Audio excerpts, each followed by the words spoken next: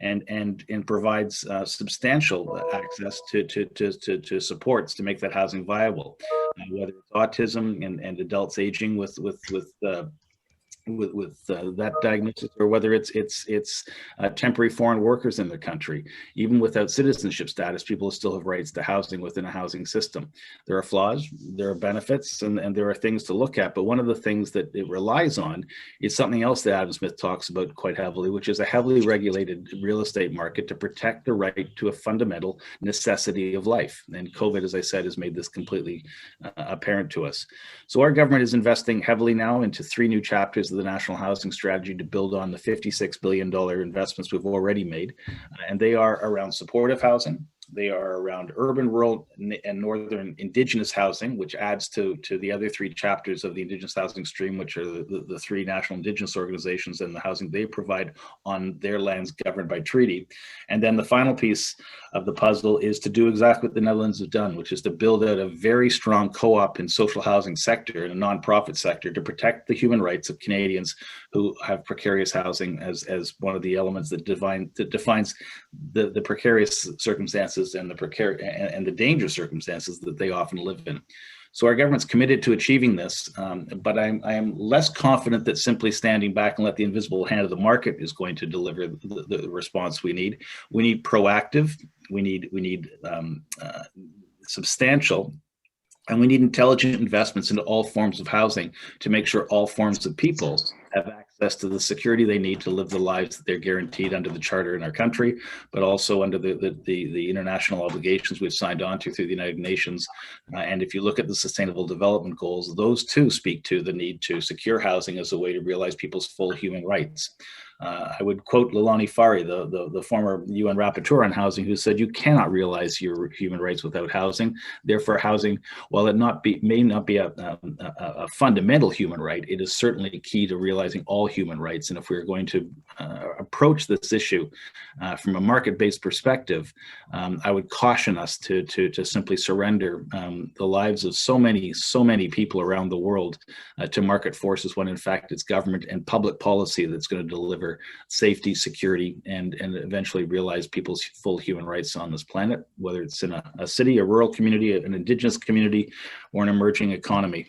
Housing is that human right that must be realized systemically, and I'm proud to be part of a government that's investing to achieve that, and also backing up that investment with legislative frameworks to make sure we hold ourselves accountable. And with that, I'll pass it back to the moderator. Thank you very much, MP Vaughan. That was inspiring, and I think it's a great place to kick our discussion off today. I am the moderator today. My name is Sonia Skinner. I'm the acting Chief Administrative Officer at the town of Collingwood, and we're really quite pleased to be involved with the UEF and UN Habitat on a project related to this. And today, this session will be like the others. I'll be brief about this, but I'm absolutely thrilled to be here. I know that we've got some people lined up to speak that have expert opinions that are well renowned in their field. And I love the idea that we'll also be able to ask them some questions and perhaps get some conversation going between folks. We are going to, and I'm going to take the best notes I possibly can, and we'll appreciate your input as well, to try and capture the real things that are emphasized in this session today in the resolutions. So there's a few that are in the draft resolutions already. Things like innovation in housing policies that include the principles of social... Pardon? Okay, thought I heard someone.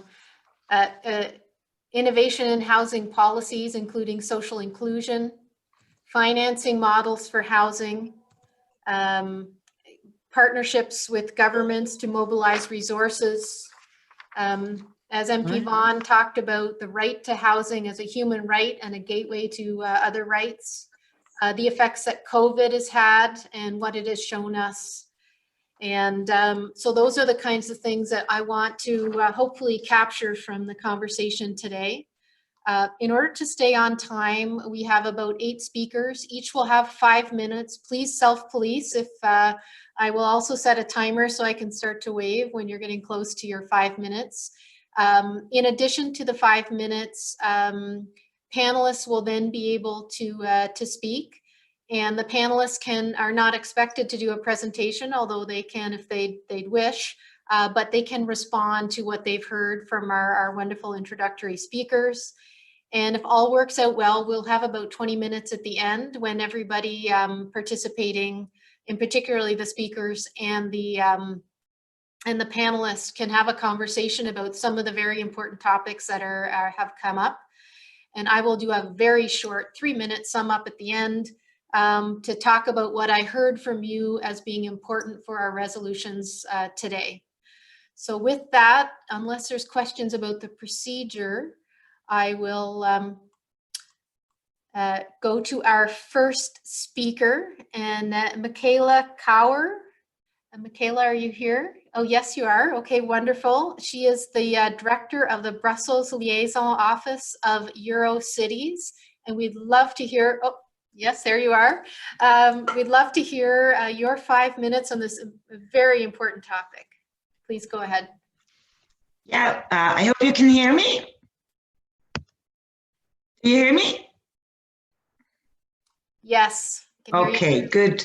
Good. Well, first, thanks very much for inviting me. I'm here with 2 hats a bit. And I'm very happy to see so many friends from the Urban Global family.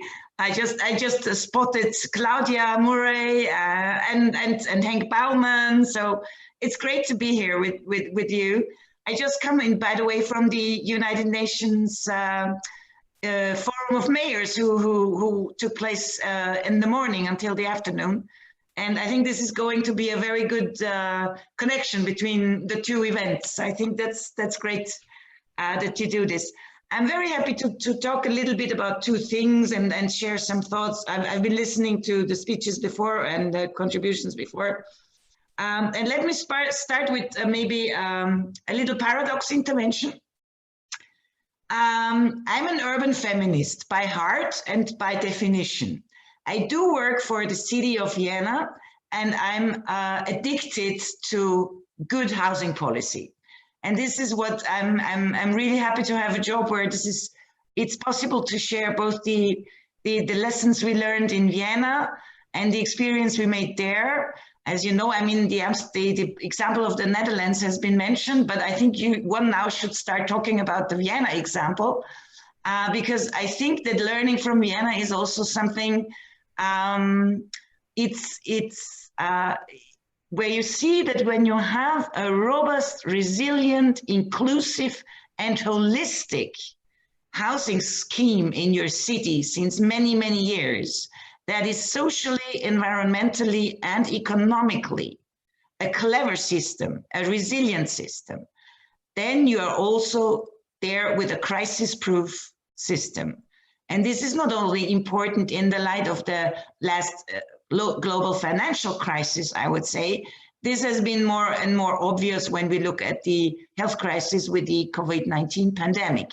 So I want to make the case for upscaling a little bit the Vienna model of social and affordable housing to other places. We sadly, at the moment, we of course do not receive a lot of visitors, because normally in a normal year we would have like 150 groups from all over the globe to come to Vienna and see how do we do it. And how do we do it, I think, is also another element that when we look a little bit at the COVID-19 and what it did to housing and what we learned about it, is that in many cities, including Vienna, we see a return of the state. We see a return of strong state intervention in the housing sector. Just to name a few examples. I mean, Barcelona put in force a rent on moratorium, and Berlin, just before the crisis, put a system of rent caps in place. So I've been listening to all some of the people talking about market forces and private investment, and it's so important to have all these institutional investors on board. And I must tell you, as a Viennese, I'm fine with private investors. We love them. We love them, but they have to accept our rules and they have to accept our conditions. Otherwise, they will not make a way into our city. In Vienna, we have just recently, last year, implemented a new zoning law, a new category in zoning law, and it's a category for social housing. And that means that in any new development site, 2/3 of the ground have to be used for social and affordable housing. Why do we do this? Not because people in Vienna are so poor. I mean, we get the best rankings always in all these Mercer, etc. studies to have the highest quality of life of all the cities in the world. I'm sorry for all the others, but I mean, I love my town, but I can really assure you, this is really this is really true. And it doesn't mean that people, when we say, for instance, we have 500,000 of our nearly 2 million inhabitants living in municipal housing, they are not all living on the edge of social security or being supported by our assistance, individual assistance, whatever. They are not poor people. They're normal people. So what we think that the system that we have constructed in Vienna since more than 100 years, because in fact it started 101 year ago, the system is built on the deep conviction that the market doesn't work and that you have to regulate it. And this is also the lesson that we have learned after, sadly, I must say, after the global financial crisis. Today, housing markets are distorted, fragmented, characterized by failures and overheated housing prices. And that accounts for both the private rental and the home ownership. And I think that what we also can learn from Vienna is that if you only think in this dichotomy of private rental and social housing, you forget something that I think the Canadian colleagues has mentioned it before. You have to create a big share of social and affordable housing in your city, in your country, in order to be resilient against all the bursting real estate bubbles and other financial bubbles, and including a health crisis as we see today. In Vienna, we have seen that our big share of social, that is municipal and cooperative and for low profit housing, led to a situation where nearly 2/3 of the population live in some form of publicly funded housing.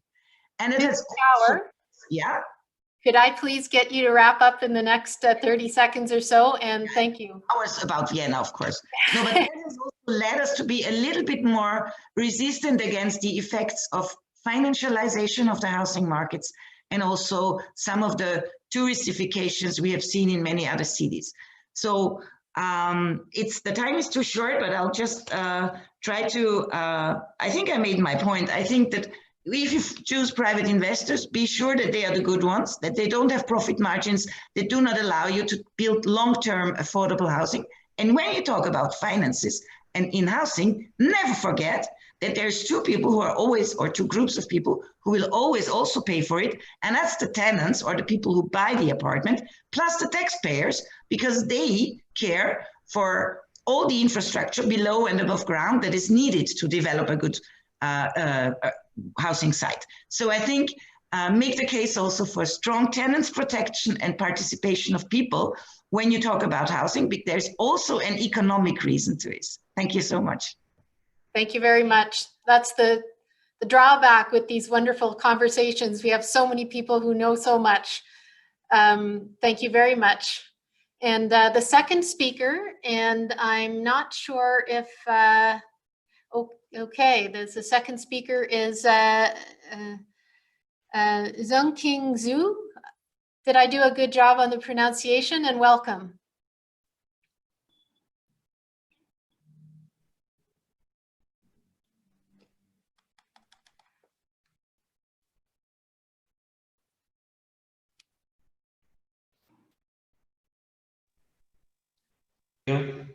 Audio.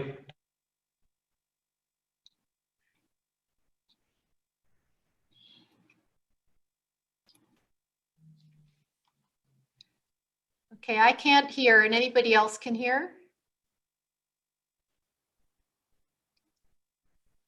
No, I can't hear. Okay. Is this one live or is it a video? It's hard to tell. It's hard to tell. Alex? Or Christian? I will reach out. Sorry for the confusion. Okay, so this is a pre-recorded video. We'll figure out the technical kind of issues that we're having right now. Sonia, while we do that, please continue with the next speaker. Thank No you so much. problem. That's what we're all pretty flexible in this virtual world. All the time we saved on Wonderful. traveling, we'll spend on figuring things Wonderful. out. Thanks, Sonia. Thanks for the wonderful job. Okay, so our third speaker is Ms. Claudia Murray, Research Fellow at the Department of Real Estate and Planning at the Henley Business School at the University of Reading. So welcome. I see you had your hand up. I guess that was why you were next. And we'll start off your 5 minutes. Welcome. Thank you, Sonia. That wasn't a hand up. That was an applause to Michaela, because I thought that's a great city that we all should learn from. I'm going to go quickly to my next slide, if that's okay. I'm just going to explain the ABC system, which is the system for social housing in Latin America.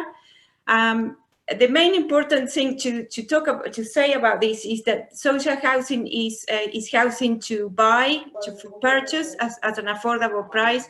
There's very little rental options in Latin America. And ABC stands for savings, subsidies, and credit. So families applying to the system, they receive, they show savings capacity, and then based on that, they receive a subsidy from the government. With that money, then they go to a bank and they get a mortgage and they can go and buy a house. The subsidies, as you can see from the pyramid, they go down, they are reduced as families earn more money. And the important thing to say is that there's no condition of affordability demanded from developers. So the main tool that developers use to make this housing affordable is to build on peripheral land with very little connectivity. And also there are questions about the quality of the stock that they are building.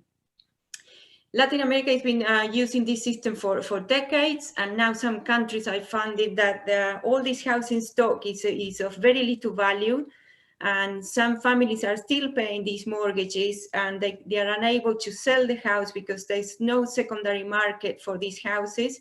So they're unable to sell the houses and move to another city, for example, if they find another job.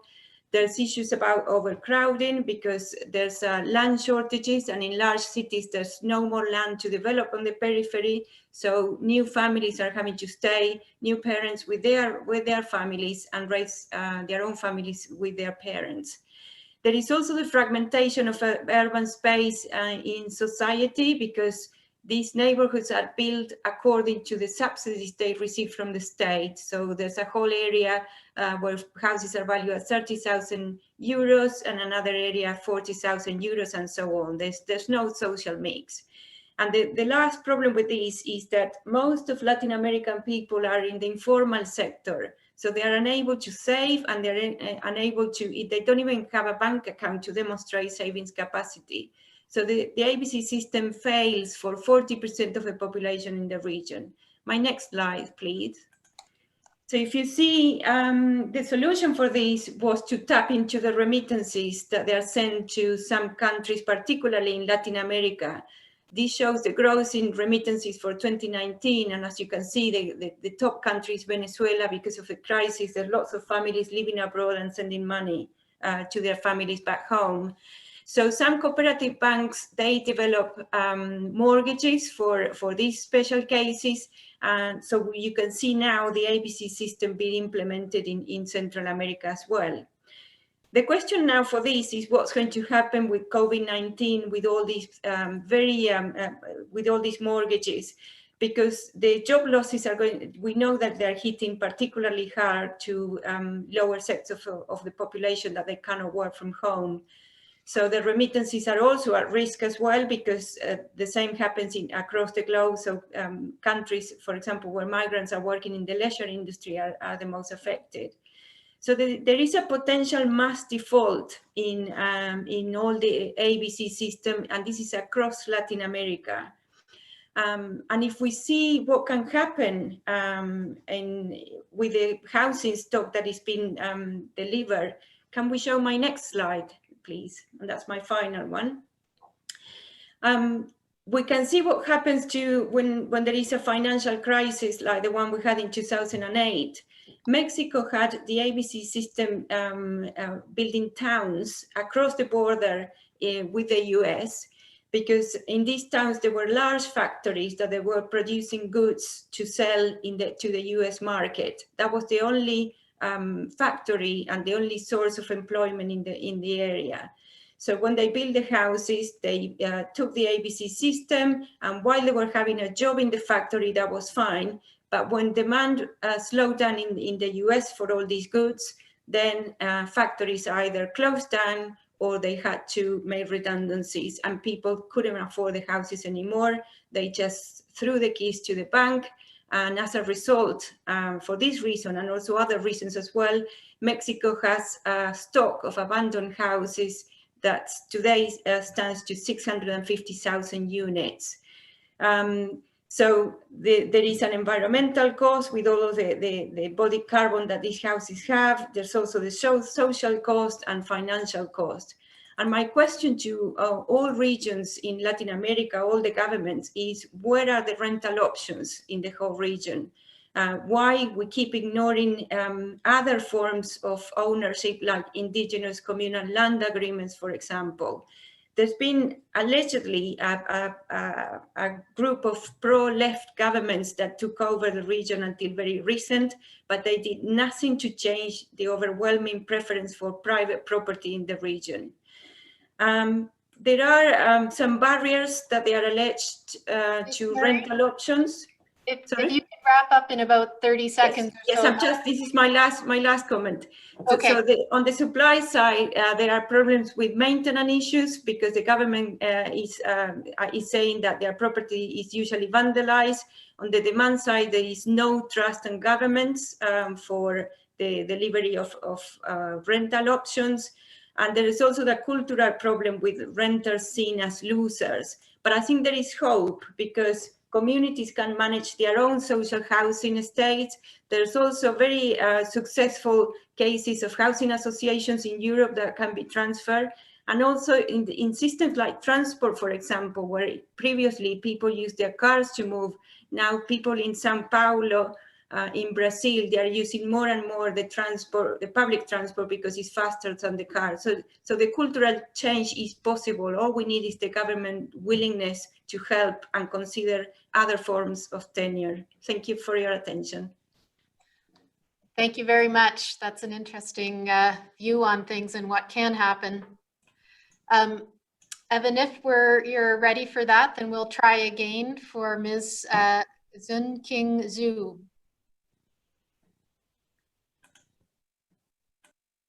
Hello everyone, my name is Yunqing Xu. I'm from Xi'an Jiaotong Liverpool University in China. Thank you for inviting me again.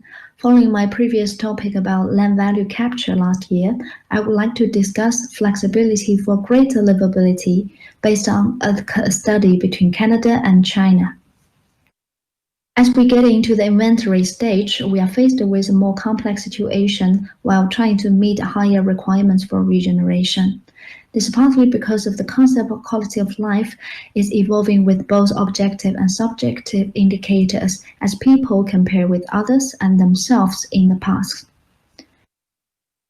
Housing is closely linked with quality of life, as the living environment is expanding its focus towards neighborhood environment and socio-economic factors. Hence, converge towards more discretionary planning, giving its feature of providing flexibility to deal with complex environment and leverage contribution with negotiation. Planners can influence developers' behaviors, and one of the main tools has been the incentive zoning, which exchange higher densities with the private developers for public benefits. With the case in Canada, Vancouver, which is known as one of the most livable cities in the world, is also faced with rapid growth of population and housing prices. To address the increasing demand, the city has also redirected the growth towards transit-oriented and encourages high-density mixed-use development with affordable housing with a variety of options. In order to achieve the vision of connecting our people, the developer has proposed a two-phase redevelopment to the city center, shopping center, by replacing the large surface parking with a high-rise mixed-use neighborhood, which include residential areas, new public space, new retail space, as well as public mobility hubs that allows for connects with public transport facilities. Beyond this, this has been enabled by the pre-zoning system, which happened in the 1980s, which allowed for densification of mixed-use developments.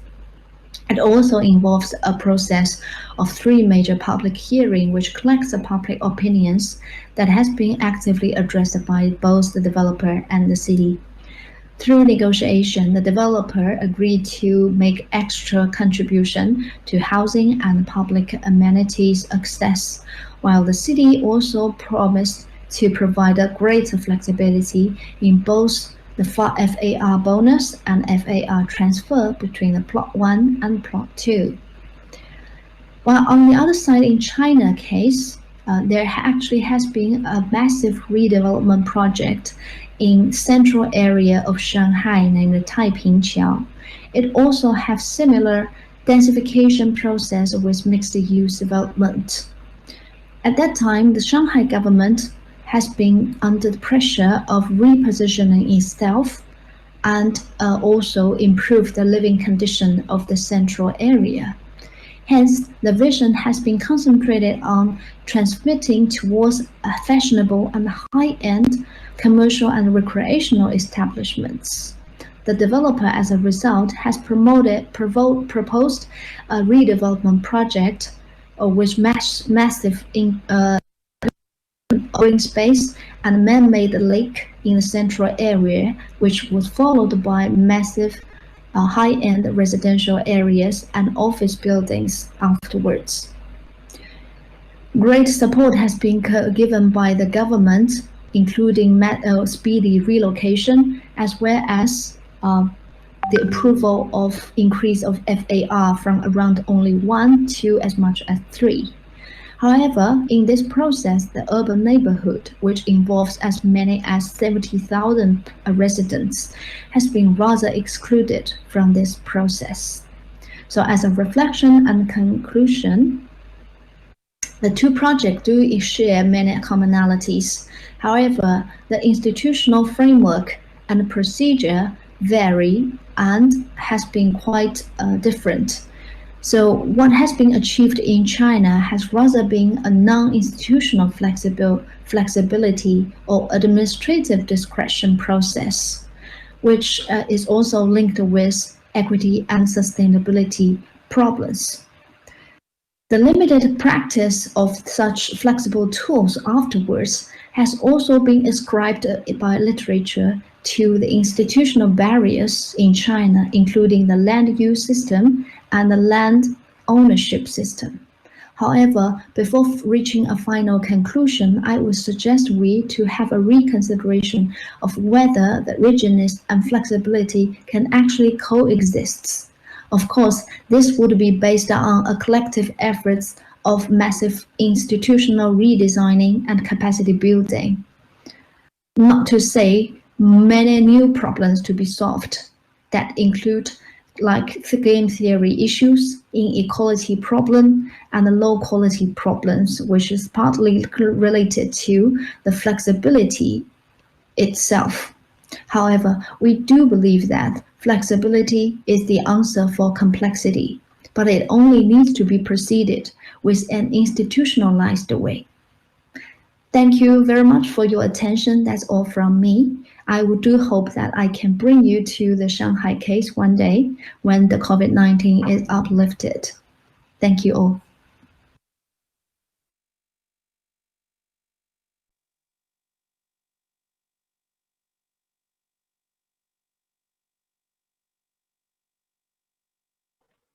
Microphone, Sonia. Thank you. Thank you for playing that, and I'm glad that it has worked this time. I will confess that I inadvertently hurried Ms. Murray through her presentation faster than her agreed time, which actually she had a couple of other extra minutes which had been promised to her. So Ms. Murray, if there was anything else that of highlight that you really wanted to mention, we could go back to that. No, that's very kind, Sonia. Thank you. I think I've said everything. I compressed everything when I heard I only had 5 minutes, so don't worry. Okay, thank you. I'm sure there'll be some questions. I hope that'll bring some more of your ideas further into the light. Our fourth speaker is Mr. John Pasalis. Pasalis, I hope that I got that correct. And he is the president of Realosophy Realty, which is quite an interesting name. Over to you for your presentation. Thank you so much. So I'm going to be chatting really briefly today about financialization of housing and our experiences in the city of Toronto. So like a lot of big cities, I mean, City of Toronto's housing market is supply constrained. And while there's a lot of focus and emphasis on the number of units we're building in Toronto, a lot less emphasis on how those units and properties are being financed. And in particular, you know, when we think about how policies that encourage the financialization of housing and specifically, you know, using homes as a financial vehicle rather than as a place to live, you know, the experience in Toronto is that it's really driving up house prices. It's widening the wealth gap between owners and renters. And it's actually leaving our economy significantly more vulnerable now in a recession. So I'm going to kind of just briefly walk you through some of these experiences. So the City of Toronto right now, the majority of what we're building in Toronto are condominiums. It's about 55% of our housing completions each year. We're building about 20,000 units each year.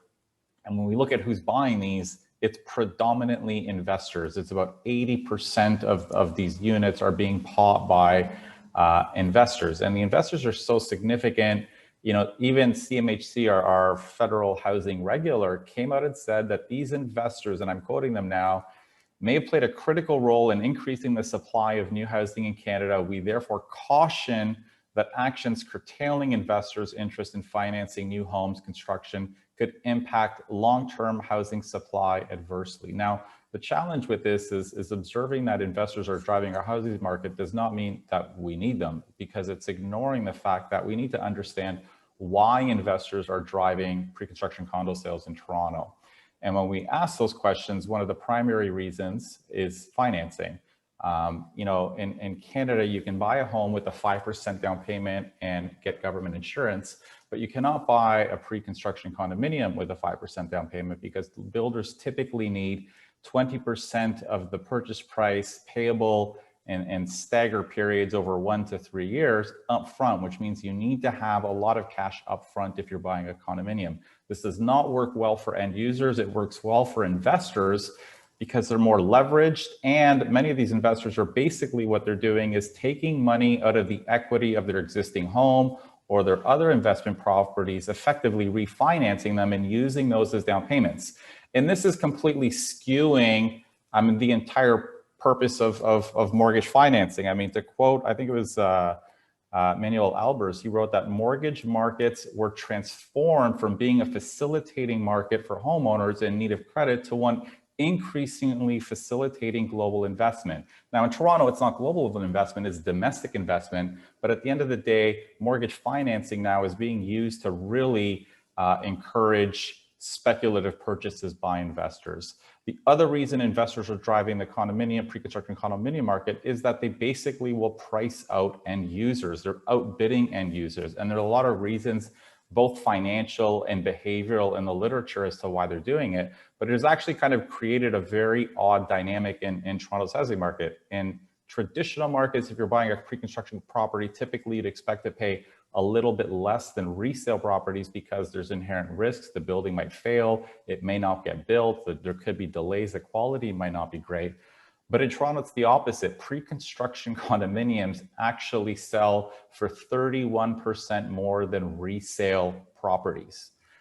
And again, a lot of this is really driven by the fact that investors are bidding them up. They make more sense to them financially because they can leverage more. So even if an end user wanted to buy a new build, they really can't because the pricing of them is significantly higher than resale properties. So the fact that in Canada, we're really driving the construction of single family homes through this financialization of housing, I mean, has a lot of negative side effects. It's driven up home prices significantly. It has put a lot of our new housing supply in the hands of investors rather than end users.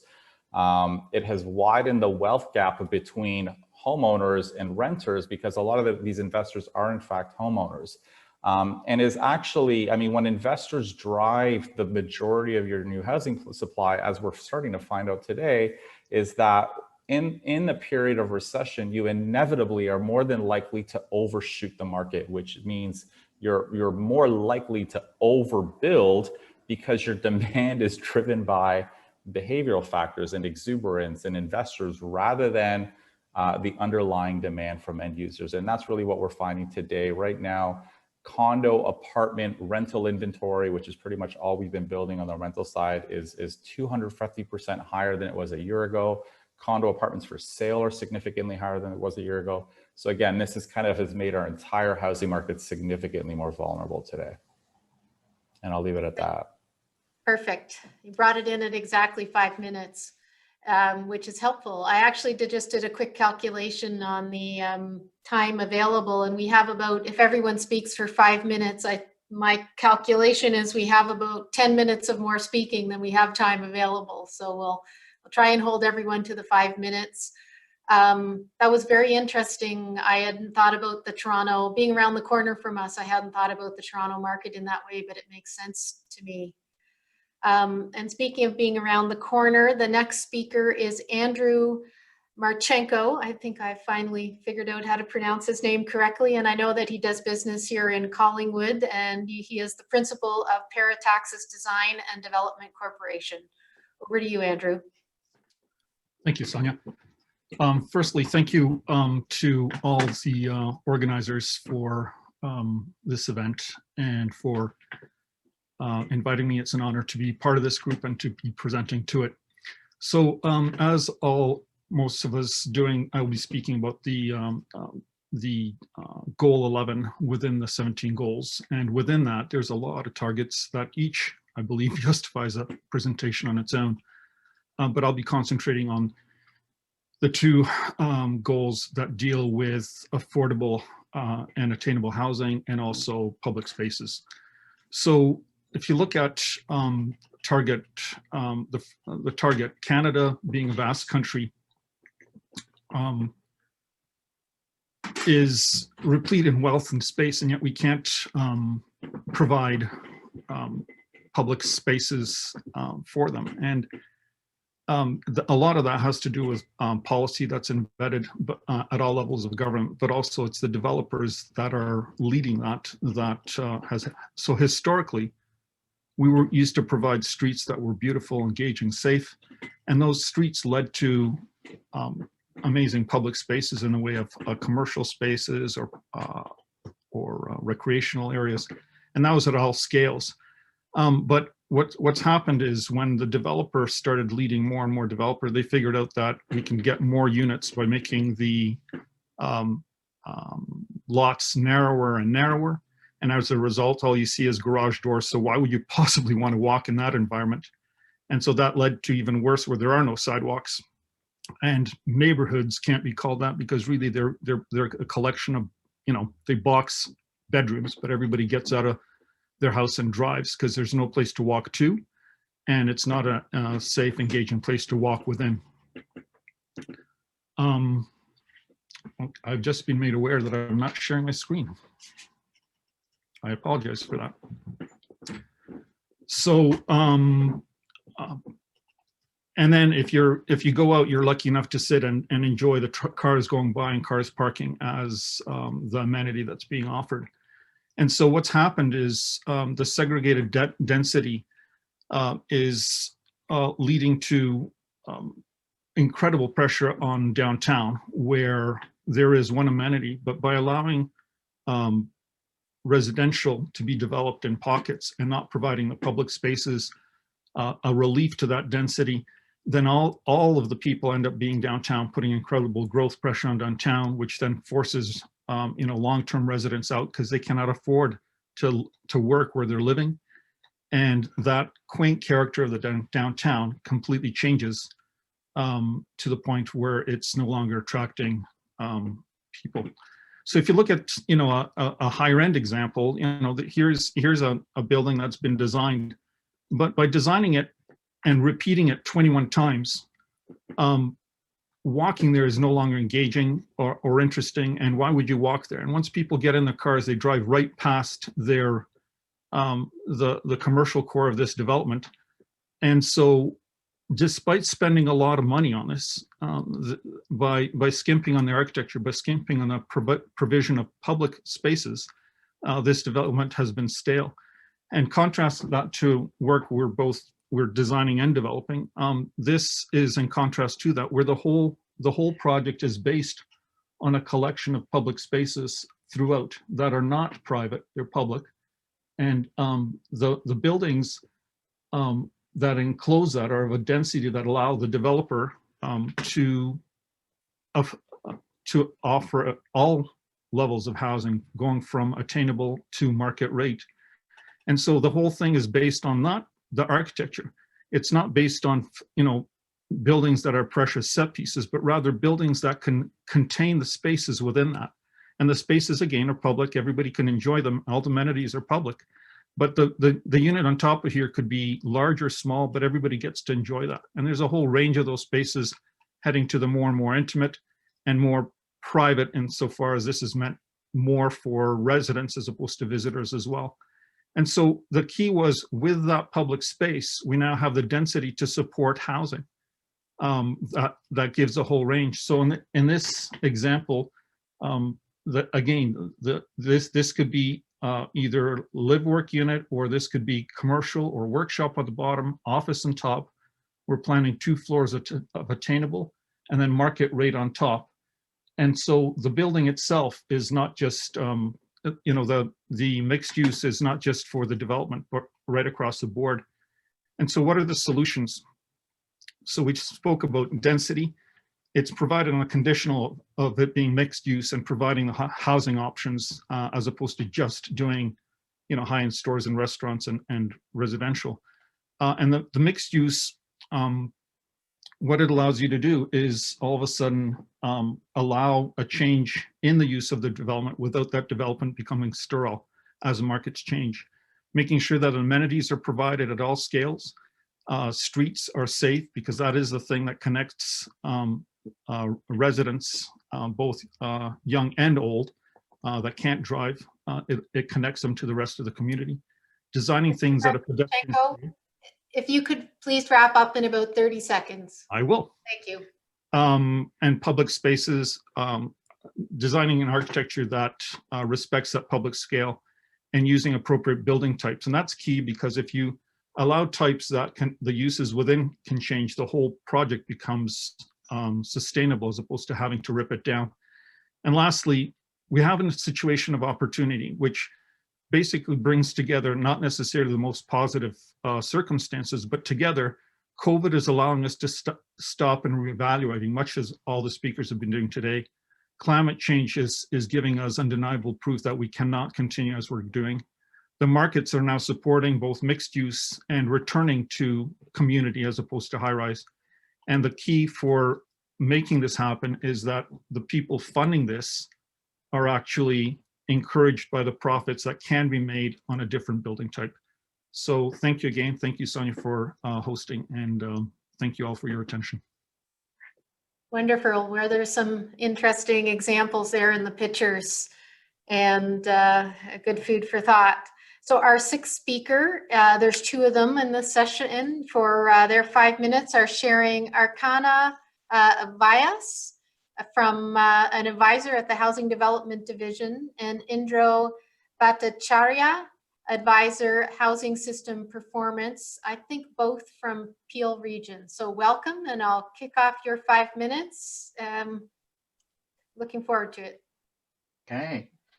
So my name is Indro Bhattacharya, here with my colleague Archana Vyas. I think she's going to be sharing our slide deck momentarily. But what we're here to talk about today is really kind of the housing challenges we have in our community and the response that we're taking. And as Sonia mentioned. Can the host allow us to share the screen, please? Oh, sorry. Yeah. And as Sonia mentioned, we both work in the Regional Government of Peel's Housing Services Division. So some context for the attendees here. So our community is located in the province of Ontario, equivalent to a state in many other countries. Affordable housing is generally the responsibility of the local government. Kind of your absolute lowest level of government. It's been downloaded from the provincial or state government decades ago.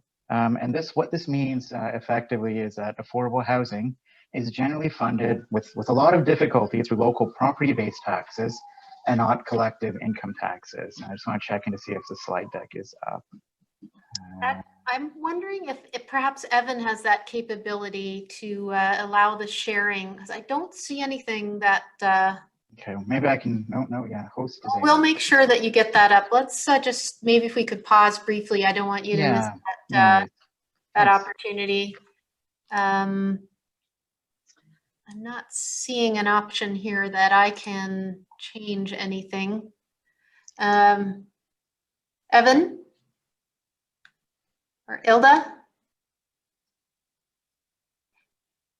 Yes, Sonia, can I? Is there a capability to support the folks to get their slide deck up? I don't know if there's some kind of. Yes, can you share screen? We're trying, Ilda, but I'm not able to. Oh, hello, Archana. Hi, yeah. You cannot share your screen? No, it says host has disabled participant screen sharing. Okay, let me just contact them, and I'll definitely tell, they have to allow the share screen, okay? Okay, thank you. One moment. Would you prefer? We can keep going. We don't really need. Or do you want me to skip over and we can come back? No, I think we can keep going, Archana, because I think we've got pretty good notes Yep. and we can make the slides available after the fact. So Absolutely. Yeah, so next slide was going to be kind of contextualizing where the Region of Peel is. People here from all over the world, Region of Peel. It's where Canada's premier airport is located, Pearson International. It's right next west to Toronto. It's composed of 3 communities essentially. And, you know, we're a very diverse community, very diverse built form, all the way from kind of high-rise downtowns to rural farms. Right now, we have about 1.5 million people that live in our community. We're forecast to have grow to nearly 2 million people in about 20 years' time. And for context, you know, on average, every year we produce about 3,500 units of housing. So that's kind of putting us in context. And we want to talk a little bit about the housing market itself to kind of illustrate, you know, there's a fundamental systemic affordability problem in our community. We have about 430,000 households in Peel. And when you look at their incomes of these households, less than 20% of those households earn enough money today to participate in our housing market at today's prices. And when we look at kind of just how many of these households are spending too much of their money to afford the housing that they're in right now, it's over a third. You know, when we talk about homelessness, we had at least 4,000 individual homeless go through our services.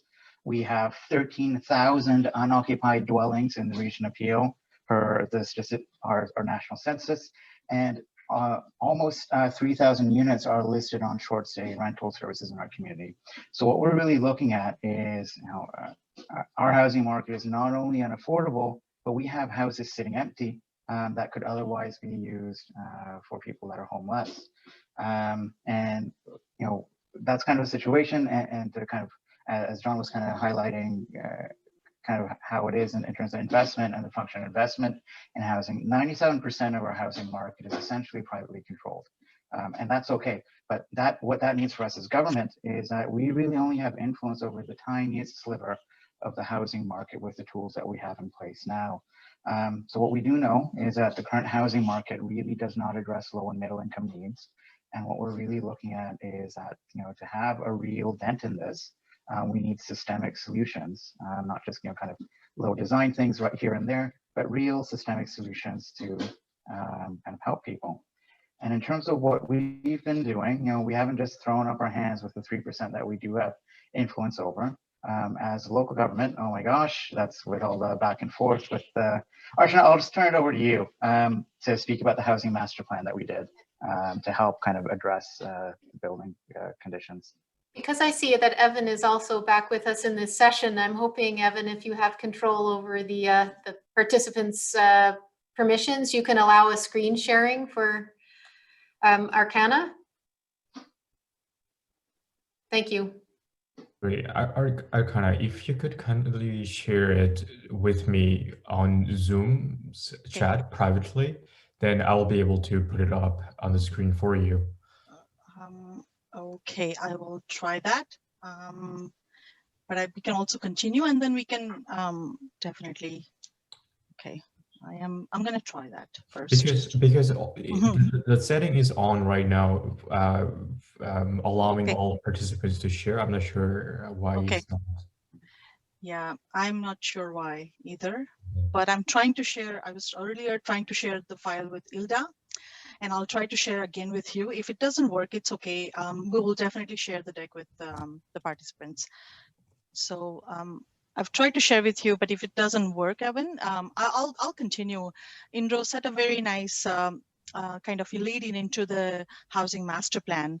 And so it was Indro, myself, and our former colleague who is now at Ontario Nonprofit Housing Association. Her name is Suruchi Raymond. We worked on developing the housing master plan under the leadership of our housing services director, Aileen Baird. And we drew up on a multidisciplinary team. It was definitely a team effort, but Indro and I definitely using our training and experience as planners and integrated the work and the knowledge that was required to identify the development of potential 5,600 rental affordable housing units and shelter beds on region of Peel owned lands. And I think I want to emphasize that is that that's really the key in terms of using the resources that we have and building on the lands we own. And that way we save in terms of the land cost, but also we have a little bit more control in terms of looking at the properties, identifying intensification potential where we can do it. And but all sounds good, 5,600 units, but in the context of a need for, let's say, 2,000 low income, middle income units required annually, this is really the proverbial drop in a bucket, or I should say drop in a lake. At the region, we've been lucky, very fortunate to have a council that understands the need to invest in affordable housing. Last year, our council approved allocation of $1 billion towards creating affordable housing. And that $1 billion actually includes 1/3 of that is actually regional dollars going towards building affordable housing. So that's a huge commitment. And to create 2,200 units, it's about a year's worth of need, but still it's quite something in terms of having that ambition to build on the region owned lands and meet the needs of the community. We're also Bias. Yes. With my apologies for the technical difficulties, if you could wrap it up in about 30 seconds, that would be wonderful. Absolutely. So I just wanted to add and acknowledge that our federal government partners, they've been really helpful in terms of us securing funds through the National Housing Strategy that our Parliamentary Secretary Adam Wong just talked about. And this is this will help us build that 2,200 units that our council made a commitment. I just want to leave with a thought that we know that 4,000 people experience homelessness over the course of 2019. We know the situation in terms of the short stay rentals and what has come upon everyone in this COVID situation. But we must find solutions, and we must start, once this is over, we must start fixing housing affordability for the masses. It has to be a central theme to any path forward. Appropriate, affordable, adequate housing for all is how we build back better together. And we'll leave it at that. We'll definitely share this deck with you all. And thank you for listening, and thank you for giving this opportunity to participate in this important dialogue. Thank you. Thank you. Thank you. That was some big numbers there that you mentioned.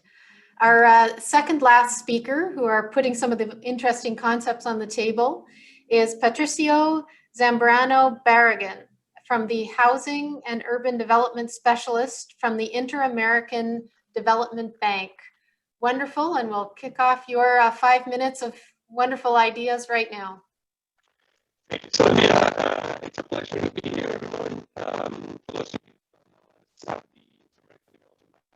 Your audio is a little bit degraded. If you have a chance to go closer to your microphone, that might be helpful.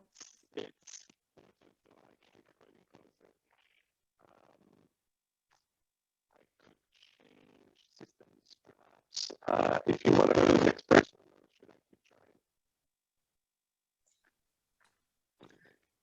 Sonia, can you go to the next person while we try to fix this? Absolutely. So thank you. We'll do that. So the next person, and we'll come back to Patricio, is Mike Alabe, CEO and President of Options International. And welcome. Yes, thank you very much. Can everybody hear me? Can you hear me? Yes, we can hear you. Okay, perfect. Well, now my 5-minute presentation has sort of been jumbled all over the place because of the people ahead of me. I'm very interested in talking to the person from Latin America. What I'd really like to say to them is they have the right idea and the wrong programs. Having spent some time in Mexico, I have a sense of their programs. And a tweak on the programs is more important than giving up on ownership. Very interested in talking to the people from Peel now, because we're looking at a 1,200 unit site that we need their support on that can deliver housing to people with incomes below in the 20 to 50,000 range at no cost to government. So quite interested in that. Just as a quick introduction, I've spent 40 years working in affordable housing. I've had the wonderful pleasure of traveling on that work. So I have a pretty good sense of things that are going on around affordable housing. I always have been a nonprofit developer, and that's key to my thinking. At this point in time, I actually take the position that we should stop complaining about the system and start controlling the system. If we control the system, we can make the system work for us. And there is so much wealth in the housing sphere that nonprofit control of that wealth triggers some very interesting things.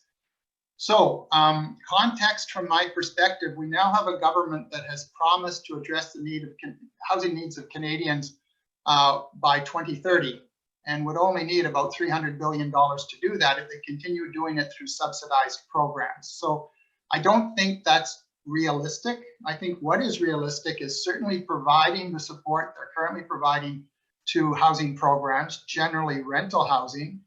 But from our perspective, we simply look at housing as 3 items in the continuum. 1, supportive housing, and our model provides 10% of the housing to supportive housing.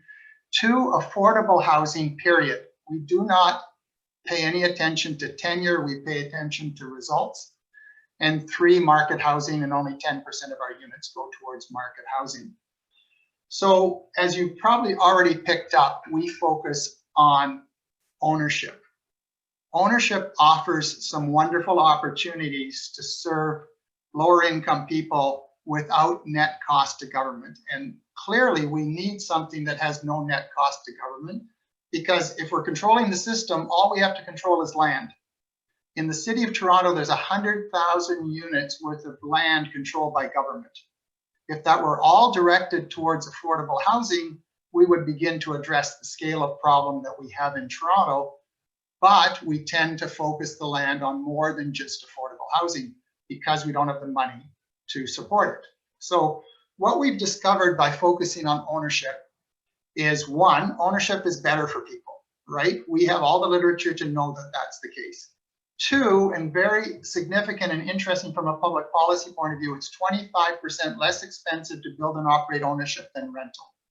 Thus, the solutions are less expensive. It can be done without government grants or subsidies. Can be done on a rent-to-own basis, which addresses some of the issues people have around down payments. We've generally worked between 3% and 1% as the down payment, so it makes it much more accessible.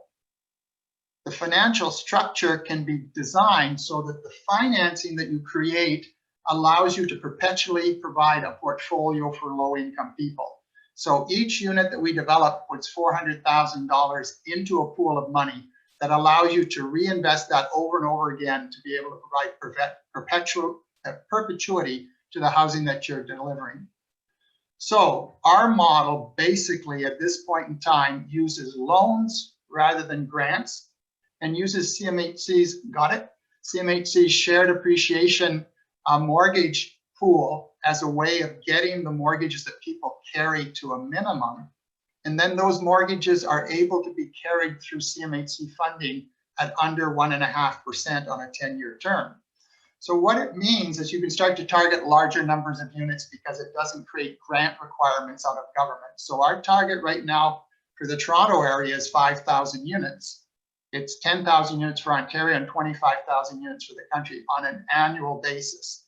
So we can produce far more units by using a program that uses investment rather than grants, and then making that accessible to people. So that's all the tickling I can do in 5 minutes. I am readily available by phone, by Zoom, by WebEx or whatever to talk through the model that we're working with. But we are currently working with a coalition of people such as the YMCA, the United Way, because we have to provide scale in terms of housing to solve the size of the problem.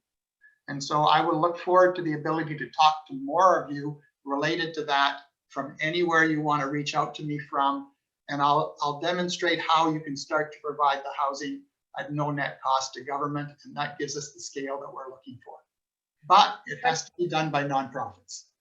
Wonderful. There's some tickler ideas. I'm starting to get inspired by a number of these presentations.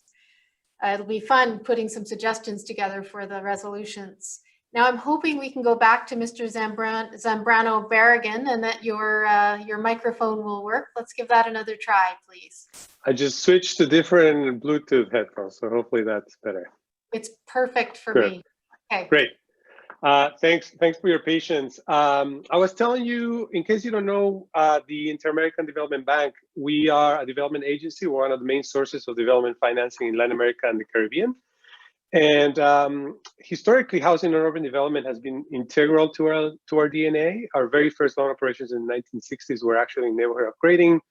And we have worked closely throughout the 20th century and the last 2 decades with national and city governments on social housing, urban infrastructure, neighborhood upgrading and historic preservation. And I thought for this brief intervention, I wanted to go a little specific on 2 of those topics. And that's the question of affordable housing in well-located areas and specifically in historic centers and historic districts. And I asked the question to see whether we can spark conversations or future exchanges as to whether there can be planned preservation of historic districts and accommodate affordable social housing. Claudia did a lot of the work for me, so it's going to be a little bit easier for me to talk about Latin American housing markets. Perhaps a couple of issues to remind you is that our region is the fastest urbanizing region in the world. Over 80% of the population lives in cities, but we're also top tier in other areas that perhaps are less fortunate. Between 1/4 and 1/3 of the population live in informal areas, most of them in areas vulnerable to climate change. Growth patterns are land intensive. Urban areas expand 4 to 5 times faster than population growth. And in fact, as Claudia pointed out, state-sponsored housing projects in the peripheries are the first offenders in segregated expansion of cities. And on the question of housing, our own estimates confirm what Claudia was saying, and that here I'm going to disagree with Michelle a little bit, but our own estimations using census and household surveys show that about 90% of the deficits are qualitative, meaning lack of title, no access to infrastructure, overcrowding in existing stock. And the remaining 10% is quantitative, meaning you need new homes. Yet, roughly 90% of the resources in the sector are devoted to programs that promote new development and homeownership. This is a bias for new homeownership that is not different from other areas of the world, including the United States and other developed countries. What we know about these deficits is that this data comes from before COVID. The IMF has predicted a contraction of 10% of the economy, which is worse than other developing regions, and that more than 50 million people are expected to see their incomes fall below the poverty line. Any gains that we've made over the last 20 years will be wiped. And households most affected by COVID are precisely those living in informal areas, in central areas, and within the informal economy. So we knew that we needed to promote compact growth and to maximize access to jobs and services, which is why I think the question about historic centers, and yes, historic areas in Latin America tend to be in the geographic centers of the cities. This is kind of the background of my question. Investment in preservation, as we know, can create direct and indirect jobs, increase property values, improve tourism, and broad planning improvements such as more dense and livable development.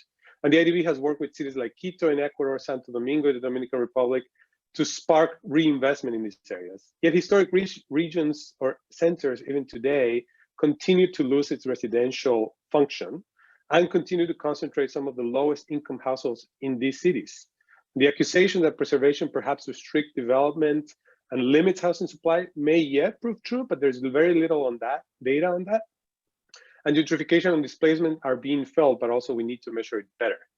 But the broader point is that the dominant approach is still to turn historic centers into boutique areas. I argue that solving the affordable housing question in historic areas can lead to important improvements along the line of what Claudia was mentioned within the broader housing policy ecosystem. First, it forces us to focus on the existing and officially protected stock within the city and reallocate public sector support for new poorly located homes, which drives segregation, into different forms of tenure within the city. Second, social housing is primarily the purview of national authorities. And thinking about the efficacy of policy levers with place in mind is a welcome challenge. In the US, there are levers such as preservation tax credits, which can help adaptive reuse of buildings. That's national support for place-based interventions. There's few levers to unlock this kind of conversions in historic centers and to unlock the land, which is something that Michelle, I do agree with you. Third, national and city governments have few and too small demand-side supports for things other than homeownership. Rental housing support for low-income households is central to the housing and preservation dilemma. And I don't have to mention how critical rental support is in the context of COVID, because a lot of people have mentioned it today. COVID has, in fact, brought new thinking about public spaces in central areas, and many cities have accelerated efforts to turn historic areas into pedestrian-only zones and accessible to non-motorized transport. This, to me, may yet spark revitalization, but it does not directly help hard-hit households who, given lack of income, may see support for housing affordability as a key piece in kind of an overall recovery puzzle. So this answering this question to me is key to unlocking many of the broader problems in housing policy in Latin America. Thank you very much. Nice wrap up. Thank you very much. More food for thought. I would also direct participants' attention to the chat. We've had some folks who've made comments on different things that have been said.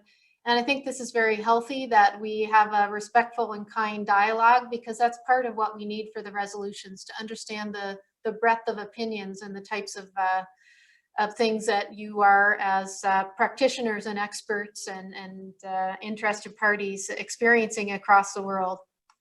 I believe that brings us to the end of our speakers and into our response panelists.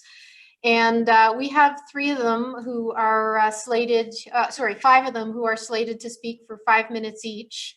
That would be about 25 minutes, which would put us at about 5 after 1 if we were very strict with that timing. So I did want to check with the organizers to see, and also the participants to see if that was acceptable, or we should make those 4 or 3 minutes. I don't know if there's anyone on. If potentially I could ask for your indulgence then as the panelists. If you could think about maybe a 4-minute summary of the key highlights that you'd like to say in response to the many speakers, I think that would be fair to all. And our first one, if he is back from his briefing, would be Member of Parliament Adam Vaughan. Adam, are you back? Okay, well, if Adam isn't back, that can make everyone go back to 5 minutes. It's a good thing I studied some math in school. I think that'll work out. The second panelist was one of our chat commenters, Mr. Miloon Kothari, former Special Rapporteur on Adequate Housing at OHCHR. And maybe you could tell us what OHCHR is as you kick off, please. Welcome. Yeah, thanks very much, Sonia. Can you hear me? Yes, you're very. Yeah, okay. Actually, I was former Special Rapporteur with the United Nations Human Rights Council, sort of the predecessor of the most recent Rapporteur, Leilani Farha, who's from Canada.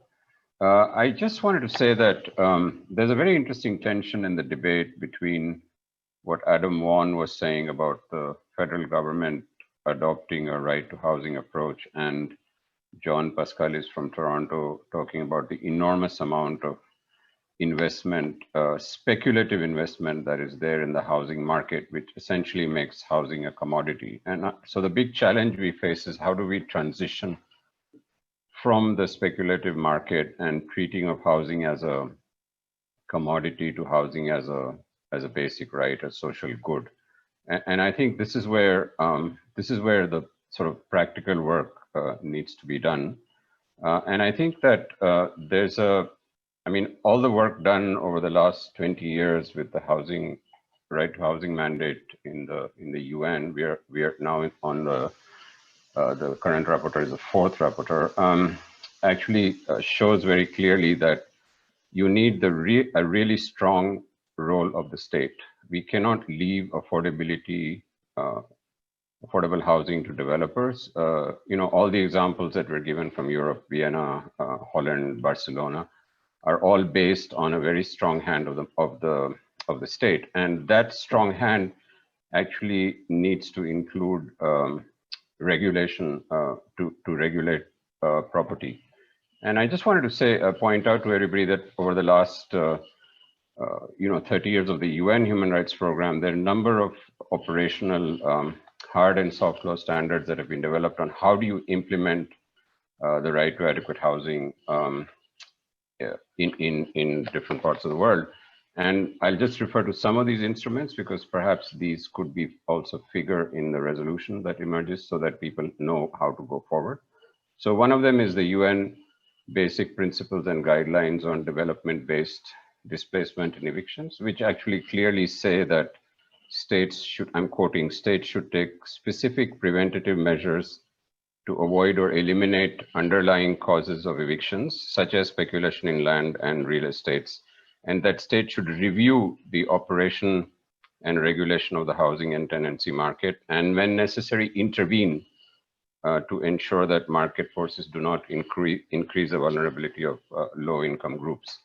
The second instrument I wanted to mention was by my successor, Raquel Rolnik from Brazil, the Special Rapporteur, who prepared something called the Guiding Principles on Security of Tenure, where she actually outlined a series of wide range of existing tenure arrangements, which were based on very basic principles that you promote women's security of tenure, you combat discrimination, and so on. So that's the second instrument. And the third, some of you may be familiar with is what Leilani prepared just before she left the mandate on the guiding principles on developing a housing strategy. So I wanted to say, in all my years of working on this issue, actually the best example I've seen to approach this using the UN instruments, but also experience from before that, is a Canadian model of continuum of housing. I think that if every city could provide the different options, shelter, supportive shelters, hostels, working people's hostels, rental housing, and ownership housing would be very much at the end. So I would sort of disagree there with Michael Labbé. But right now what you see, and I'm familiar with Canada, I also did a mission there for the UN, is that you only have 2 or 3 choices. You have shelters, you have some rentals and ownership housing, and there's a big gap in between. So I think if we could close that gap with different options, then it would be possible to have this transition from housing as a commodity to housing as a right. And I'm very happy to provide more resources. Perhaps I'll put some of them up on the chat. Thank you very much. Thank you very much. And that would be quite helpful to me too, if you put those resources on the chat. So our next speaker panelist to respond to the speakers and provide their ideas is Kamen Kevani, head of the School of the Built Environment from Oxford Brookes University in the UK. Welcome. Thank you, Sonia. It's Ramin Kevani. Ramin. Okay. It's okay. Thank you very much. It's been really fascinating listening to everyone. So many interesting ideas. Although I think this is one of the few sessions I've attended where there's real estate in the title, and then the vast majority of people who are speaking, have spoken from a more housing rights perspective, which is good to see. Although certainly I think there is some role for the real estate market as well. However, when looking at the different points that were raised, I'd like to address maybe a few of them. I completely agree with colleagues that really in order to address housing affordability issue, you need to have public intervention. You need to have market regulation. It doesn't work. I mean, in the UK, we've done some work looking at housing affordability, and particularly looking at, for example, the planning gain model, which I think was mentioned by a few people, whereby the developers, if they're going to get planning rights, they have to then have a proportion of their output dedicated to affordable or social housing.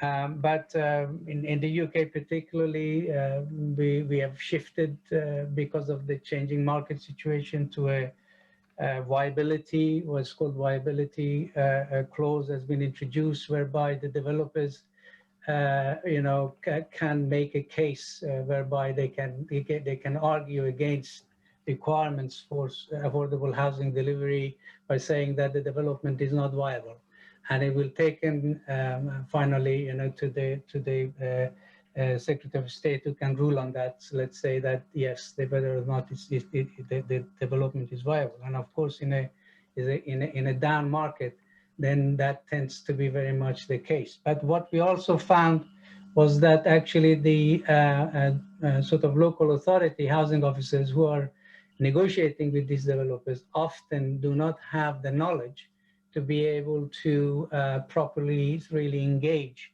in that kind of discussion and those kind of negotiations around viability. So it is something that needs to be addressed, and it is something that perhaps it can be introduced through planning education and so forth. In a sense, more real estate education has to be introduced in planning in order for planners to better understand some of these dynamics of the property markets, to be able to deal with these situations.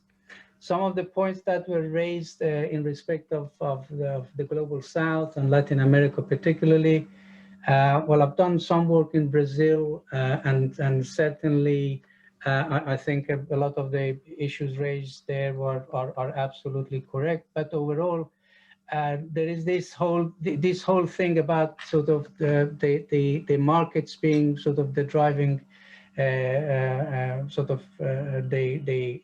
the lead driver of housing delivery and affordable housing delivery. Okay, thanks. Comes from the housing market enabling paradigm of the World Bank in the late 1990s.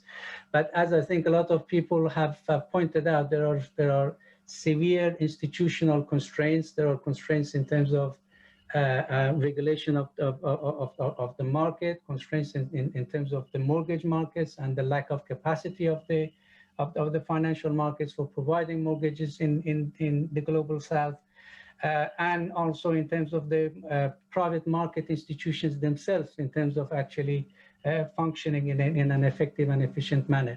So therefore, absolutely, I think that there are limitations in terms of market delivery, which needs to be addressed primarily through either government intervention or at least government regulation of the market, but that itself needs institutional development to enable that to be carried out effectively. Thank you. Thank you, Raman. Appreciate that overview of your thoughts. We have two other speakers, and then we'll skip the overall wrap up, but I can provide the comments directly, summary comments directly to the organizers. So our fourth panelist is P. Jayapal, former Senior Executive Director of Housing and Urban Development Corporation from India. And I see you've been here all along. Welcome, and your 5 minutes of wise observations. Thank you, Zania. A large number of subjects: social housing, rental housing, pricing, affordability, sustainability, a number of aspects. I would only agree with most of the, because most of them are context-based. There is no single solution for any single aspect. It is always a combination of these aspects which results in a kind of sustainable development of housing. I was also looking for really some kind of indications from various regions on, what is the impact of COVID on housing, urban economy, real estate. There was not much on that. But I thought I should share, quickly Indian perspective on that. Yes, in India, it's a very large urban, second largest urban system in the world. About 70% of India's GDP comes from urban system. And almost about 13% of the entire country's GDP comes from real estate. That's the value real estate has in the Indian urban system here. It almost attracted about $6 billion in last year. That's the way it was growing. And of course, the COVID came, and it came like whatever tsunami or something like that.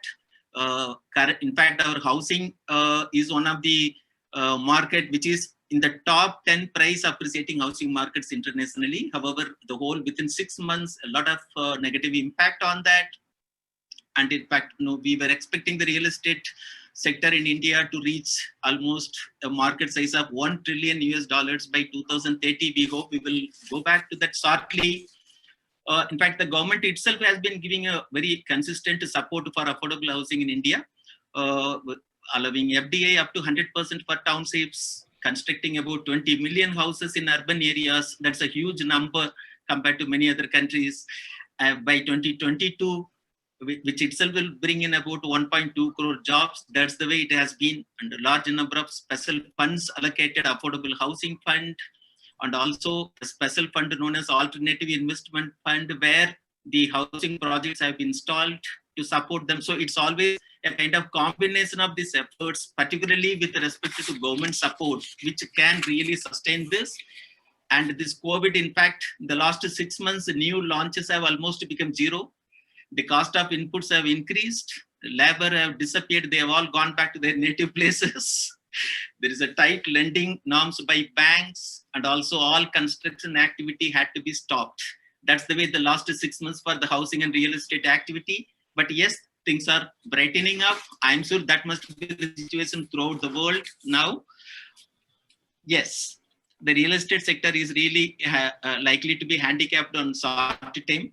But however, the reality is that the demand is real and it remains subdued currently. I'm sure with a lot of government support and also the active involvement of private developers, the situation should improve substantially.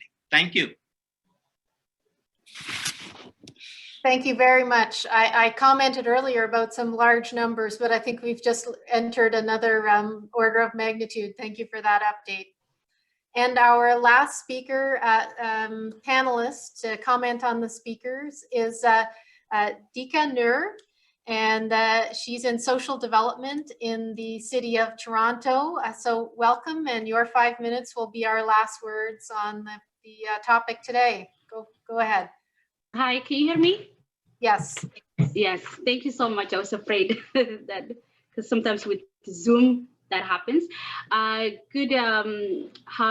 Just want to say hello to everyone. Thank you for having me. This is a wonderful platform. I'm very passionate about social housing, and especially working with the City of Toronto's the housing sector, and also with Toronto Community Housing, and also right now with York University, and also connecting with Urban Economic Forum. I think this is a wonderful way of cities coming together, and locally and nationally and international level. I want to start off by saying housing is a fundamental human right. That's, I think, what we all have to understand, and wherever we are. Shelter is a necessity to human development. With shelter, with no shelter, comes with so much difficulty for individual human, the human development. The Sustainable Development Goals, Goal 11, and also this platform, the UN Habitat, and also the Urban Economic Forum, really what the things that I listened to addressed not just the problems, but the progress, and the progress that hopefully everybody is putting in together, you know, at all levels. The significant for a new social innovation. I think that's what I heard mostly. Addressing the housing affordability, and also the the reinforcement of a new social change in the social housing sector and real estate, because they do work together. Although we talk about social housing affordabilities, also many of us forget that that the urban cities and urban development is expanding, and the cost of rent is rising. And we know that access to affordable housing for marginalized individuals and communities has been very crucial, especially with this time that we're facing with COVID-19. We've seen the chaos, especially with housing, and COVID-19 just exposed and challenged our social, economic, political, environment development, especially in the urban society. Our urban societies has been challenged the way they have never been challenged. I think, I have 1 minute, I think that if we all institutions, governments, states, and grassroots, which I passionately promote, come together and promote a sustainable development solution, especially Goal 11 being one of the new goals in the UN. I think this goal is more crucial because now urban cities, urban society, seeing what COVID did to our life.